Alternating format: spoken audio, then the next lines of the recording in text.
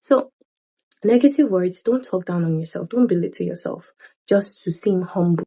You can be humble in other ways, but you don't have to talk down on yourself and then curse words. And it's sad, especially for parents that have toddlers, babies and toddlers and just growing kids. They pick up on these words fast.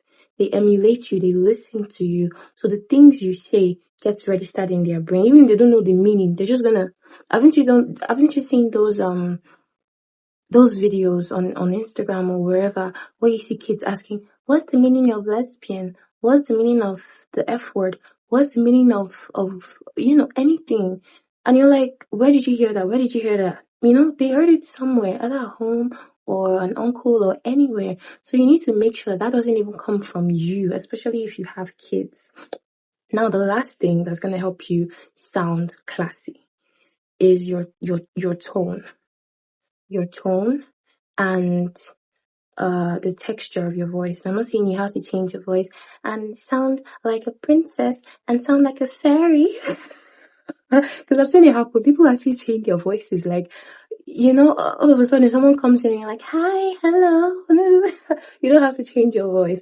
But I'm talking about the texture. Find a comfortable texture. Like me, this is my comfortable texture, but I can also sound like this. Is my comfortable texture. I can also sound like this. It all depends on my mood, my emotion. If I'm upset, I sound like this. Like, do not say that, So find a comfortable texture. But let it be that all of them are still kind of related. They're not like so far off. Like, first you sound like a princess and you sound like this, and tomorrow you sound like this, like haba, So find a comfortable texture and tone so that when someone hears you, they want to just listen to you. Like they could go on just listening to you speak. Like, oh really? Tell me about that time when blah blah blah happened. And you're like, oh, but I told you that story before. And you're like, oh, just tell me again. I just like hearing you talk.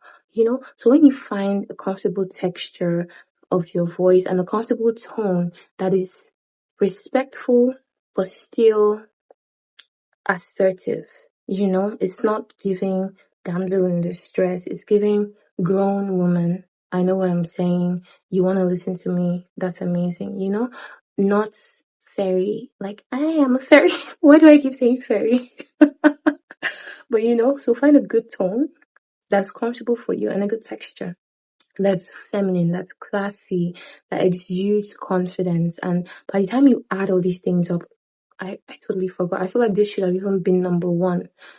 Add to your vocabulary. It is so important.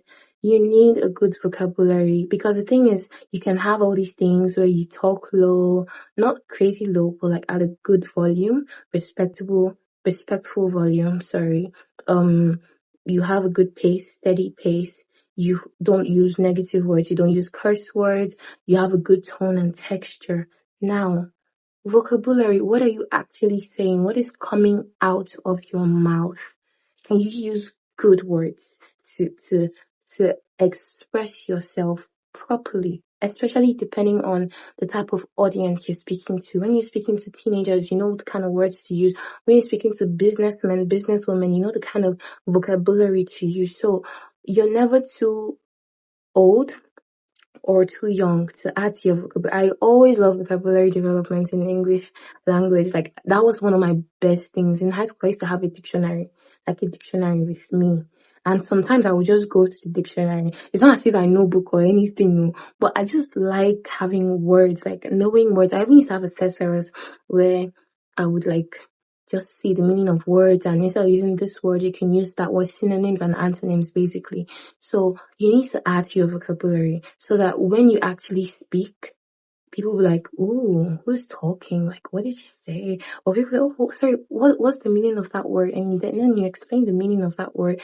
It shows that you're enlightened, even if you're not a college graduate, even if you're not it just shows that you're enlightened, you're exposed, and you can confidently speak no matter where you are.